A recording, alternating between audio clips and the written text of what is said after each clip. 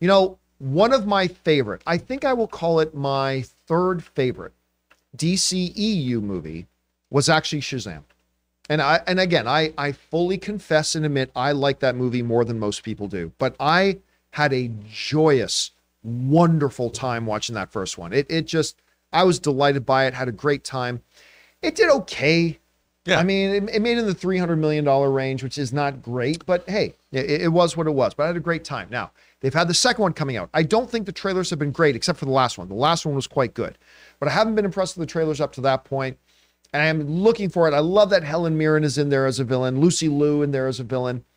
Very excited for it. But again, right up until the last trailer, I don't think they've marketed it well. And not everybody loved the first one like I did. And so there's been a big question here. I was like, how's this movie even going to do? Because it's coming out in March. We're a month away. Well, the box office forecasts are now out, what they call the long-term box office forecasts, and they do not look great. Now, Ray, you can confirm this for me about what the opening weekend box office was for the first Shazam movie. I believe the opening weekend domestic box office for the first Shazam was $54 million. 54, somewhere in that neighborhood. So, and of course, studios like to see a trajectory. They want to see this. They want to see it go up. Well, according to Box Office Pro, and we can slide on over to my screen here.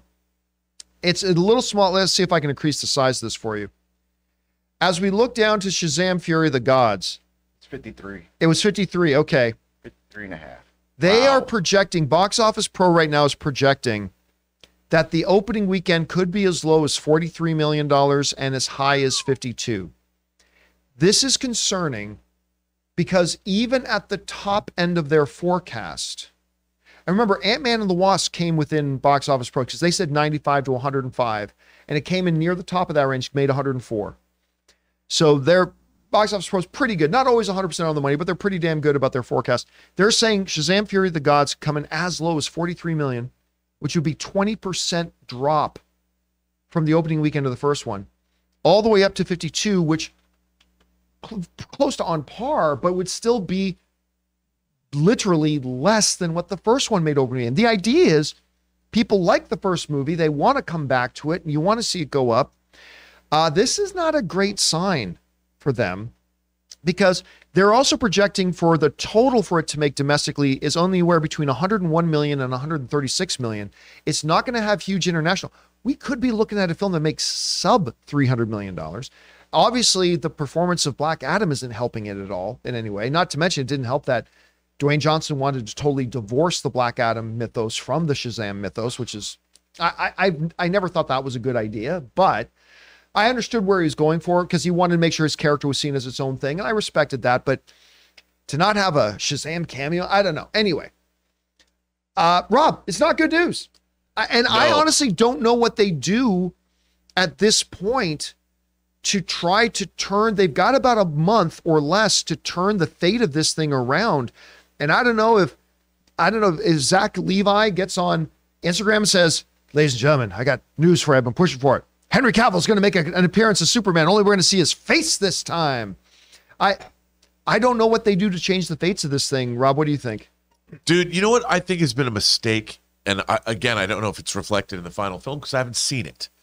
You know, the one thing that the Shazam franchise has going for it is Billy Batson's a kid. Yeah. You know, and then he turns into Shazam in an adult body. None of these trailers have shown that. Like, I would have thought that they would have had, there's a lot of fun to be had going from Billy Batson to Shazam. These trailers have portrayed it as being like he's Shazam the whole time. Can I ask a question? Have we even seen Billy in the trailer? I mean, I can't remember. We have? They do that group walk. Oh, yeah, that's right. They go, Shazam. He's still way older there. I mean, I wish he would stayed a little bit younger. Well, yeah, I mean, that's the whole thing that... But that's biology. Not much they can do about that. I think the way that they're marketing this film is it seems to be a very standard, by-the-numbers superhero plot. There are two women. That's cool. They're scheming. They're evil god, power, whatever. And then he's... But explain to me, this is what I think the marketing is lacking. How is this different from any other superhero movie? And what's different is you've got these characters that turn from kids into adults. And there's a lot of storytelling gold to be mined there. There's none of that in the way they're selling this movie. And I think that I'm looking at it going, okay, there's two evil witches and they're conjuring up dragons and we have to fight them. But why should I watch this movie when I can, like, Helen Mirren's cool.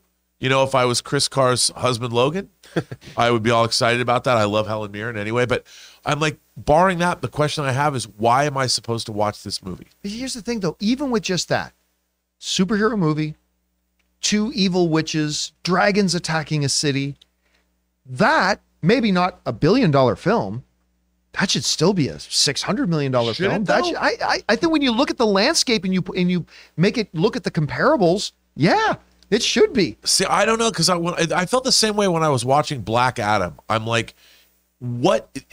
And people said that Black Adam was like a throwback to the 90s. And it was a throwback to the 90s because now superhero movies have Captain America and Iron Man pitted against one another on either side of an ideological rift. That's really interesting. Yeah. Like, so you're sitting there going, okay, I want to know who's right. You know, from the marketing, you can understand immediately Civil War sets you up to be like, there's a really interesting dilemma. Two characters that I love are at odds with one another.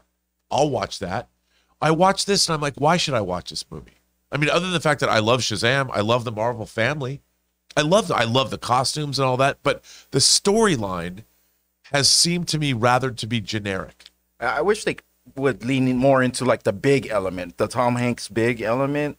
Yeah, that's what I mean. Yeah. I mean, that stuff is so much fun. Yeah, it is. And like, if you're Shazam, you know, and you're Billy Batson, I want to see him loving being Shazam. Like I'm Exactly. a superhero. If I was a superhero, dude, I'd spend months. I'd fly to other countries. I'd meet foreign girls. I'd go to resorts and be like, look at me, I'm Shazam. I mean, I'd travel around the world and have a great time for a while. Well, you and I remember when the first movie came out, you and I were, one of the things we liked a lot about the first one is it's kind of become a trope in even the best of superhero movies that, oh, the unspeakable burden of the powers that I have.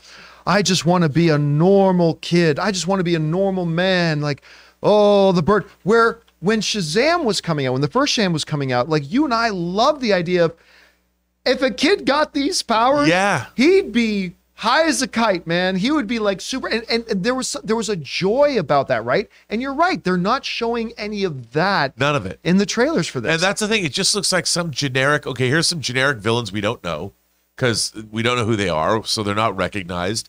And you see some funny stuff like when he gets his ass handed to him. I mean, that's funny but other than that, where is that dichotomy of being a kid and being a superhero that's inherent to this franchise? Also, where they left off in that post-credit scene, he's just settling into the high school. It would be cool if they just, got into that a little bit. Right. They Yeah, went to went the back into that. fantastical right away. I mean, now that you're the kid that Superman came and had lunch with you at your lunch table, I mean, yeah, show a little bit of that. I think it would be charming. I mean, that's not saying it's Keep it not in the grounded a movie. little bit. Yeah, It yeah, might but be they're not using haven't it to sh- sell the movie. No, and I find that odd because that's what makes Shazam different from any other superhero movie.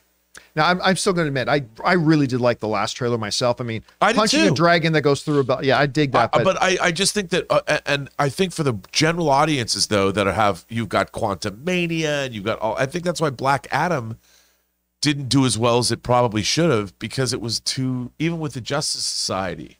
Why go see that movie? Like, what about that film is going to be exciting? Whereas you tell people that Captain America and Iron Man are hate each other, and they're going to have to fight with their that you want to see that. You don't even have to see the trailer. Somebody tells you the plot, they're like, "Oh, I got to see that." well, and for the record, I did like Black Adam. I liked it. I had fun with it. I saw it a couple times, but yeah, it didn't do what it should have done. Anyway, guys, question is for you. What do you think about this right now? There's still a month to go, but the projections are that Shazam Fear of the Gods could open 20% lower than the first one did. And at the top of its range, still a little bit less than the first one did. I love the first one myself, but what do you think the problem is? What could they do to maybe turn their fates around? Whatever you guys think, jump down into the comment section below and let us know your thoughts. Hey guys, we want to take a second to thank a sponsor of today's video, the Black Tux. It's time we had the talk. You know the one I'm talking about, the one that ends in the 3-letter word. I'm talking about a tux. And when you need a tux, the best place to go to get one is the Black Tux. The Black Tux makes it super easy to get an on-trend, top-quality, guaranteed to fit tux without ever needing to leave your house. So here's how it works. Take the Black Tux fit quiz, pick the style you want to wear, and boom, your tux is delivered to your door 10 days before the day you need it. That's plenty of time to try it on and make sure it wears you well. And hey, if the fit's not quite right, say hello to the Black Tux Fit Guarantee. Order a better size within a day or two of receiving the less than great fitting one, and they'll send another one right away at no extra cost. Their expert fit specialists will help you find the perfect style tux or suit and make sure it fits just right. Listen, I've been dubious in the past about online sites or apps that say they can get your measurements, but the fit quiz with the Black Tux works great. And man, I wish I had had these guys for so many events I've attended over the years. So rent or buy, the Black Tux is the best place to go when you need a tuxedo for a wedding or a special night. And right now, when you go to thebblacktux.com/Campea and use the code Campea, you'll save $20 off your order. That's THEBLACKTUX.com/Campea, code Campea to save $20.